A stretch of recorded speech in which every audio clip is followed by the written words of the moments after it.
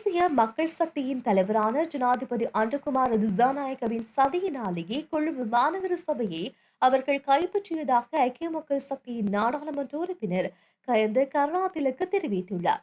இது தொடர்பில் அவர் மேலும் கூறுகையில், கொழும்பு மாநகர சபையை ஐக்கிய மக்கள் சக்தியை கைப்பற்றியிருக்க வேண்டும்.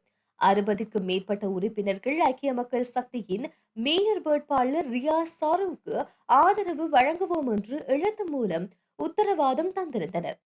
ஆனால் ஜெர்மனியில் இருந்து ஜனாதிபதி அன்ருகுமார திசாநாயக்க நாடு திரும்பிய கையுடன் கொழும்பு மாநகர சபைக்குள் தலையிட்டு ஏற்படுத்திய சதியால் ஐக்கிய மக்கள் சக்தியின் வேட்பாளர் வெற்றி பெற வாய்ப்பை இழந்தார்.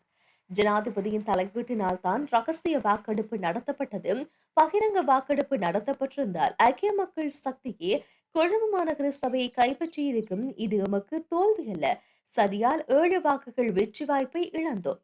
ஜனாதிபதியின் சதியால் கொழும்பு மாநகர சபையின் மேயராக வந்துள்ள தேசிய மக்கள் சக்தியின் உறுப்பினர் இப்ராஹிம் பால்தசாருக்கு வாழ்த்துக்கள்.